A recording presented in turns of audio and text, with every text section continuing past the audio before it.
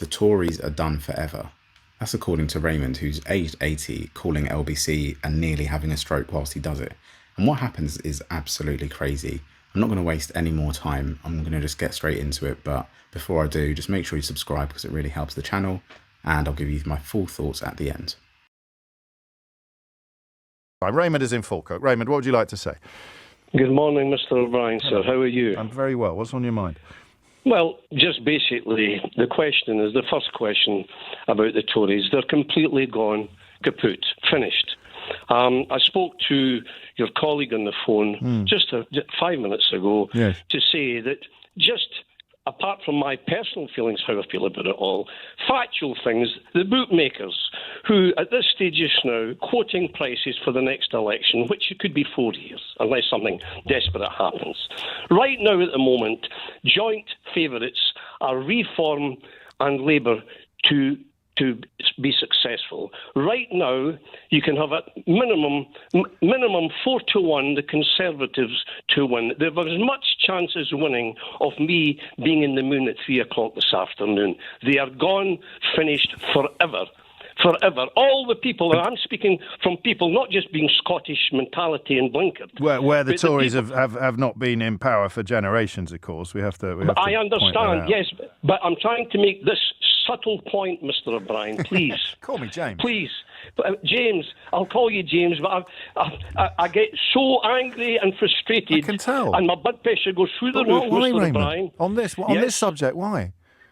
I'll tell you why. I'm listening. I'm an old man of 80. I've seen lots of things go down the years.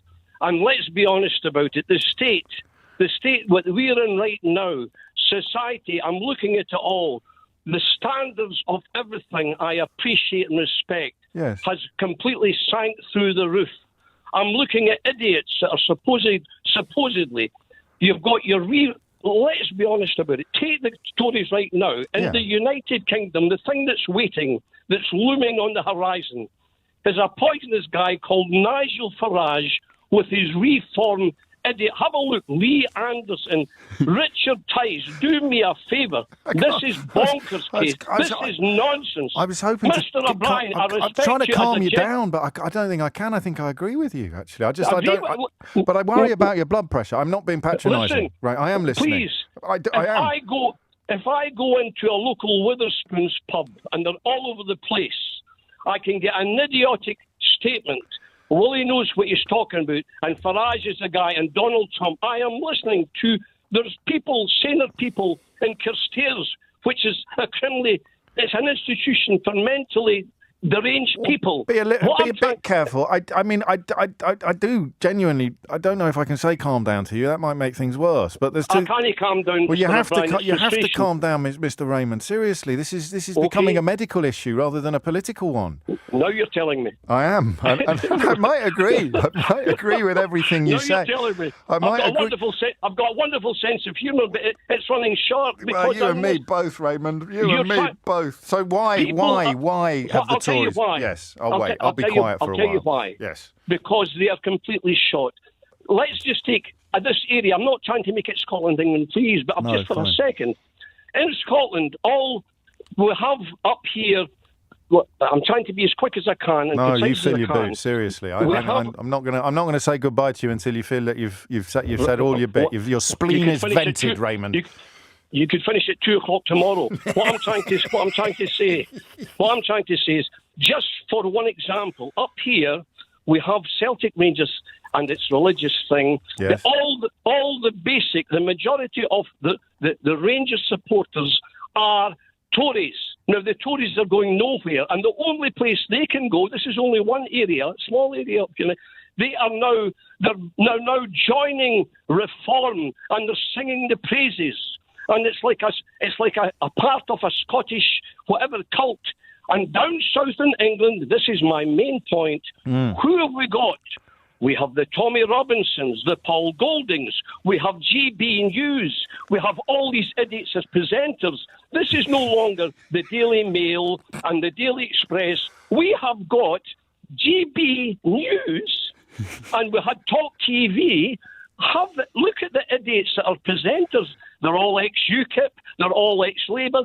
We had Jonathan Gullis has now got his own programme. So Jonathan stop. Gullis. No, he doesn't. Yes, he does. You're winding me up.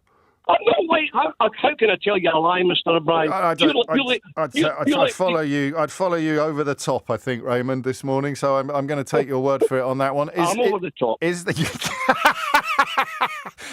there any way back? No chance.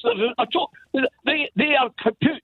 Have a look at Kenny Badenoch. She looks like Winifred Atwell's daughter. For goodness sake, she'd be better playing the piano. Have a look at them all. Each one is more idiot. And have Robert Jernick. Robert Jernick. Robert Jernick. Go on. Swastikas are us, Mr. O'Brien. He's what? Swastikas are us.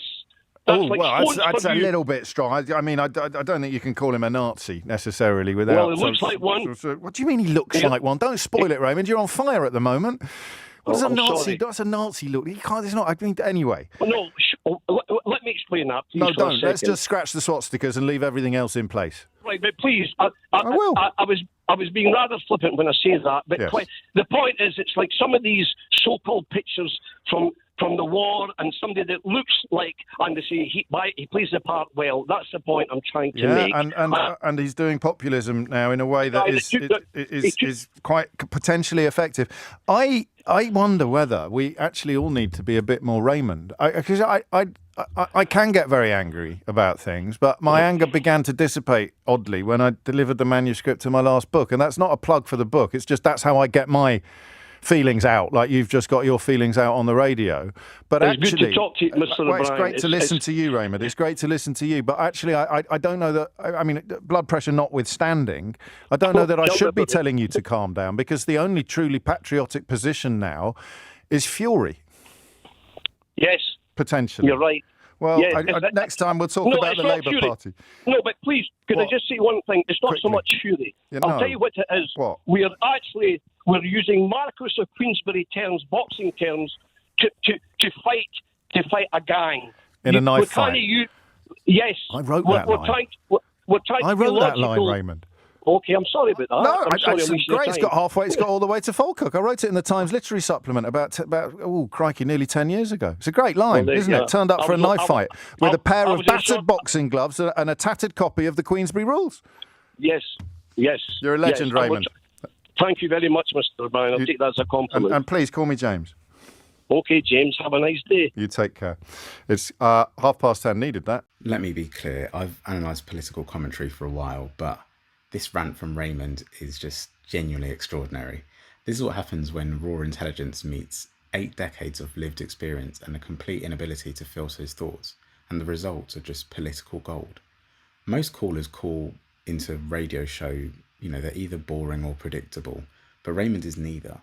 He's created something entirely new, a cardiovascular political analysis. His blood pressure isn't just a medical concern. It's become the most accurate barometer of British political health I've ever encountered. Raymond's gone kaput, finished forever assessment of the Conservatives isn't hyperbole. It's pattern recognition from someone who's witnessed political collapses before. When he backs this up with actual bookmaker odds, he's not ranting, he's presenting data through the medium of barely controlled fury.